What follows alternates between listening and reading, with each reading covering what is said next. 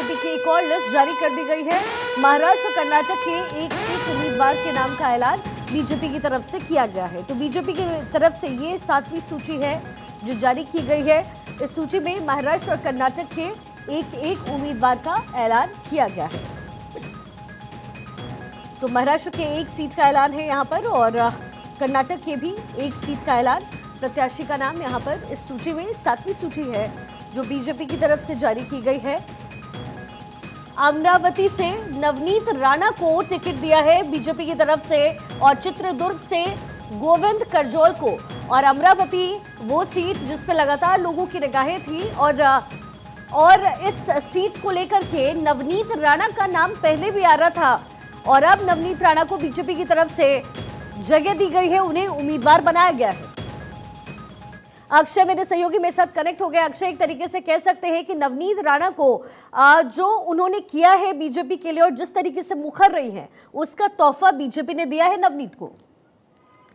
बिल्कुल शिखा, यही बात रही है। जिस तरह से हिंदुत्व का मुखर चेहरा रही है, लगातार शिवसेना उद्धव घोष को जिस तरह से उन्होंने परेशान करके रखा है, कहीं ना कहीं बीजेपी को लगता है कि वहां से वो सीट आसानी से निकाल सकती हैं और इसलिए अमरावती से नवनीत राणा को उम्मीदवार बना दिया गया है। निश्चित रूप से कह सकते हैं कि बीजेपी के लिए बड़ा चेहरा रही है और हाल फिलहाल के दिनों में देखा जाए तो लगातार सरकार के पक्ष में बोलती रही हैं। रवि राणा उनके पति हैं, उनका सपोर्ट भी उनको लगातार मिलता रहा है, बीजेपी के सपोर्ट में बोलते रहे हैं। तो नवनीत को अमरावती से टिकट दिया गया है और इसके अलावा गोविंद करजोल को अगर देखा जाए तो चित्रदुर्ग से टिकट दिया गया है। इसके अलावा विधानसभा चुनावों को लेकर के भी बीजेपी ने ऐलान किया है। नायब सिंह सैनी अभी कुछ दिन पहले ही मुख्यमंत्री हरियाणा के बनाए गए हैं। उपचुनाव करनाल में होने जा रहा है। ऐसे में नायब सिंह सैनी को उम्मीदवार बीजेपी ने घोषित किया है और इसके अलावा आंध्र प्रदेश में भी बीजेपी चुनाव लड़ रही है टीडीपी गठबंधन के साथ। टीडीपी, जनसेना पार्टी और बीजेपी, उसमें से भी कुछ सीटों का अनाउंसमेंट किया गया है। अगर देखा जाए तो एचरेला से एन ईश्वर राव और विष्णु कुमार राजू को विशाखापट्टनम उत्तर से, अराकू घाटी से पांगी राजा राव को टिकट दिया गया है।